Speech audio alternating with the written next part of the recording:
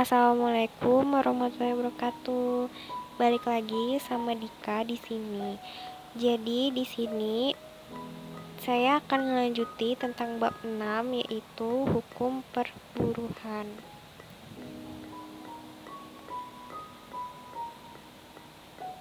Istilah buruh sejak dulu diidentikan dengan pekerjaan kasar, pendidikan rendah, dan penghasilan yang rendah. Istilah pegawai itu yang bekerja pada pemerintahan, yakni pegawai negeri. Istilah tenaga kerja itu setiap orang yang mampu melakukan pekerjaan guna menghasilkan barang atau jasa untuk memenuhi kebutuhan sendiri maupun untuk masyarakat. Selanjutnya tentang pengertian hukum ketenagakerjaan. Hukum perburuan yakni masih beragam sesuai dengan sudut pandang masing-masing ahli hukum. Menurut Molenaar dalam Hukum Asikin, bagian hukum yang berlaku pokoknya mengatur hubungan antara tenaga kerja dan pengusaha, antara tenaga kerja dan tenaga kerja, serta antara tenaga kerja dengan penguasa. Menurut Dalio, hukum perburuan adalah himpunan peraturan baik yang tertulis maupun tidak tertulis yang mengatur hubungan kerja antara buruh dan majikan. Asas tujuan sifat hukum ketenagakerjaan. Asas hukum Pasal 3 UU Nomor 13 Tahun 2003 menegaskan bahwa pembangunan ketenagakerjaan diselenggarakan atas asas ketenagakerjaan melalui koordinasi fungsional. Tujuannya yaitu untuk mencapai keadilan sosial, untuk melindungi tenaga kerja terhadap kekuasaan yang tidak terbatas dari pengusaha. Sifat hukum ketenagakerjaan bersifat private atau perdata. Pengaturan operasional hukum ketenagakerjaan dibagi menjadi 3 kelompok. Yang pertama, masa sebelum bekerja, yaitu tenaga kerja yang meliputi pengaturan lowongan kerja. Yang kedua, masa selama bekerja, yaitu mendapat perhatian karena masa ini merupakan substansi dari hukum ketenagakerjaan. Yang ketiga, masa setelah bekerja. Ini juga perlu perhatian sehingga tenaga kerja tetap mendapatkan perlindungan sesuai dengan keadilan.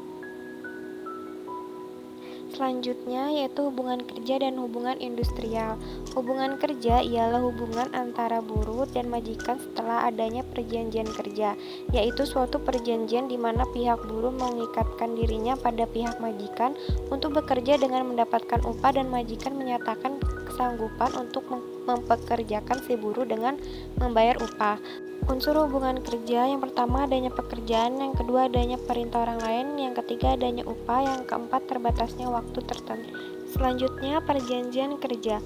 Pasal 1601.a KUH Perdata ialah suatu persetujuan bahwa pihak ke-1 yaitu buruh mengikatkan diri untuk menyerahkan tenaga kepada pihak lain yaitu majikan dengan upah selama waktu tertentu.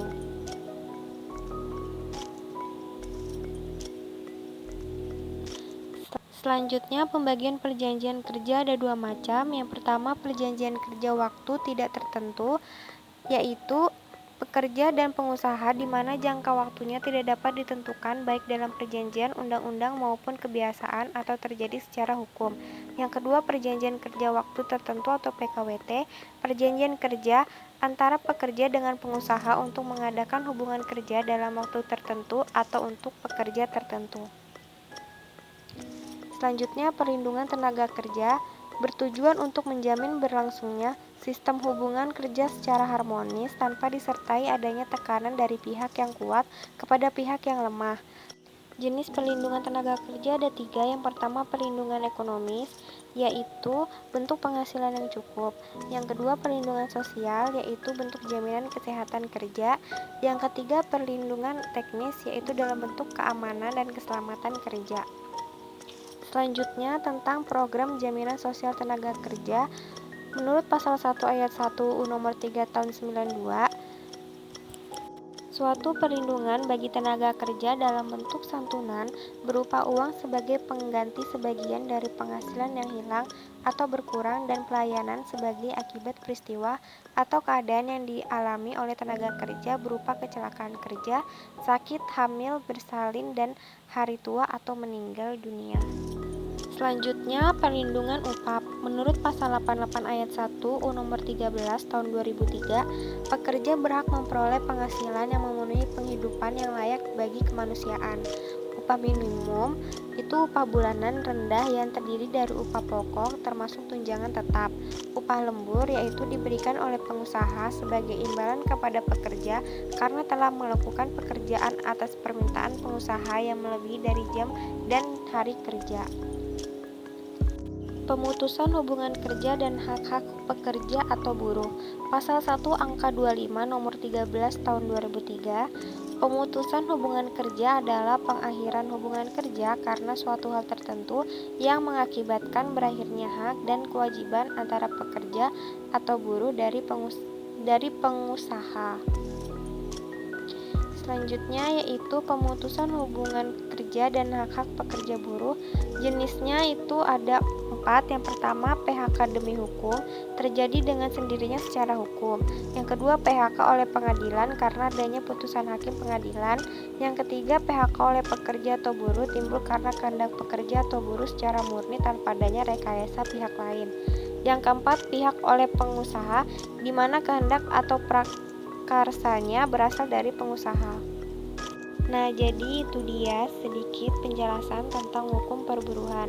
Jadi semoga di sini kita bisa tahu tentang hukum perburuan ya teman-teman. Sekian dari materi kali ini. Wassalamualaikum warahmatullahi wabarakatuh. See you next video ya.